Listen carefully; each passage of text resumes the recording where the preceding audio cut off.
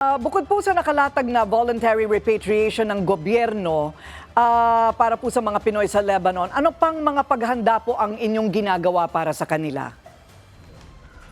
Yes, nakahanda naman tayo in coordination with the DFA tungo sa pagkakaroon ng yung pagka-preparar na natin ng in-country evacuation. So, unang-una doon sa border towns sa northern Israel at southern Lebanon, yung border towns, yung mismong sa boundary nilang dalawang bansa, ay wala ng Pilipino doon at nailikas na. At pati doon sa southern cities ay alerted na rin, less than 100 ang bilang sa talaan ng DFA at ng DMW doon sa southern cities.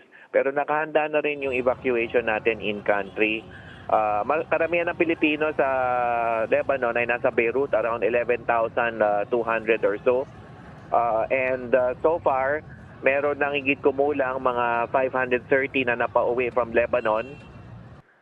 But still, we are encouraging, sabi nyo nga kanina, we are encouraging our citizens, our OFWs to avail of the voluntary repatriation program. Pinag-utos ng ating Pangulo, libre ito, no?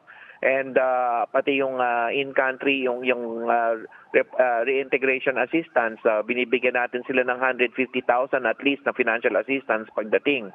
At yung itong mga recent na pagsabog ng mga pagers at walkie-talkies, very precise naman ang targets, hindi mass bombing o karamihan ang tinatarget na mapinsala, publiko.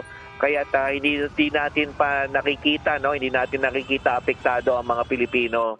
And we're hoping, we're praying it stays that way. So ilan po ba ang Pilipino sa Lebanon? Mga 11,300 pero karamihan sa kanila ay nasa Beirut area. I see.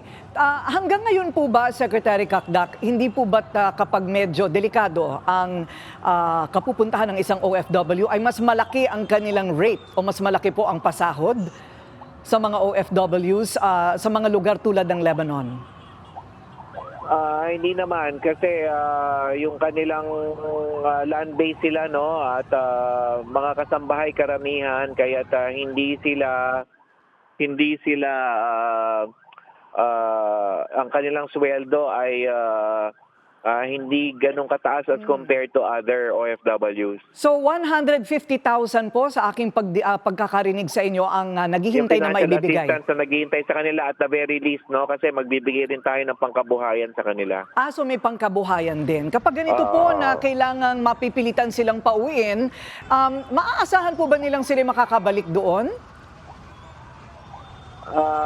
Well, depende kasi yon sa immigration authorities ng Lebanon, pero definitely hindi natin sila hinihikayat na bumalik. At kasi nga dahil sa delikado yung lugar, kaya tayo naman ay nagkabibigay nga ng financial assistance sa kanila bilang kahit papaano makakatulong sa kanila maibsan yung kawalan nila ng trabaho habang tinutulungan natin sila magsanay o magtayo ng negosyo o maghanap ng trabaho dito sa Pilipinas. Maraming salamat po sa inyo, Secretary Hans Leo Kakdak.